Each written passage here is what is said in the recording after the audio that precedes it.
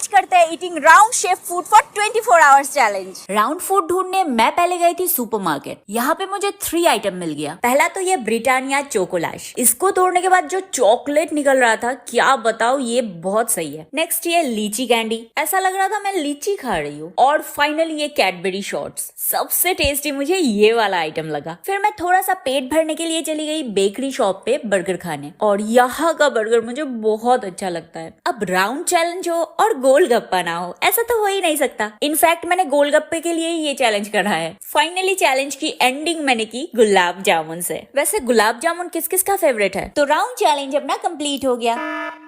क्या मैं danger zone में हूँ? प्लीज गाइस नीचे इस रेक्टेंगल सब्सक्राइब बटन को दबा के मुझे सेव कर लो।